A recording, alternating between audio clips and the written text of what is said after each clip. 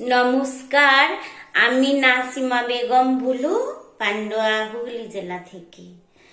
আমি একটি আবৃত্তি করব কবিগুরু রবীন্দ্রনাথ ঠাকুরের কবিতা আমি।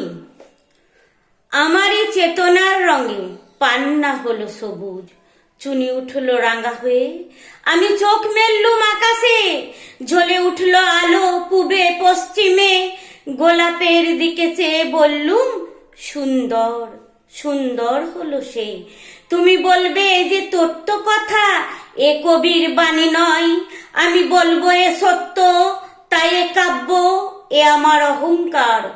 অহংকার সমস্ত মানুষের হয়ে, মানুষের অহংকার পটেই বিশ্বকর্মার বিশ্ব শিল্প। তত্ত্বজ্ঞানী জপ করেছেন নিঃশ্বাসে প্রশ্বাসে।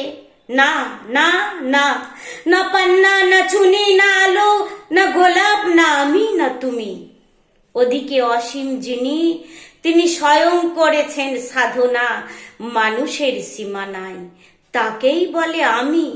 সেই আমির গহনে আলো আঁধারের ঘটল সঙ্গম, দেখা দিল রূপ, জেগে উঠল রস। না, কখন ফুটে উঠে বলো হ্যাঁ মায়ার মন্ত্রে রেখায় রঙে, সুখে দুঃখে, একে বলো না তত্ত্ব।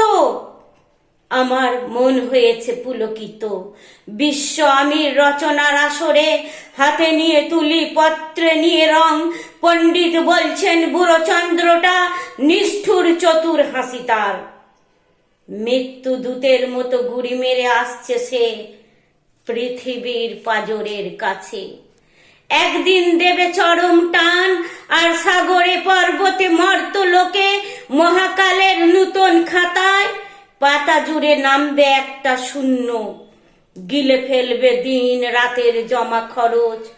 মানুষের কীর্তি হারাবে অমরতার ভান, তার ইতিহাসে লেপে দেবে অনন্ত রাত্রির কালি। মানুষের যাবার দিনের চোখ বিশ্ব থেকে নিকিয়ে নেবে রং, মানুষের যাবার দিনের মন ছানিয়ে নেবে রস। শক্তির কম্পন চলবে আকাশে আকাশে, জ্বলবে না কোথাও আলো, বিনাহীন সবাই যন্ত্রীর আগুল নাচবে, বাজবে না সুর। সেদিন কবিত্বহীন বিধাতা একা রবেন বসে নীলিমাহীন আকাশে। ব্যক্তিত্ব হারা অস্তিত্বের গণিতত্ত্ব নিয়ে, তখন বিরাট বিশ্বভুবনে, দূরে দূরান্তে অনন্ত অসংখ্য লোকে লোকান্তরে, এ বাণী ধ্বনিত হবে না কোনোখানি।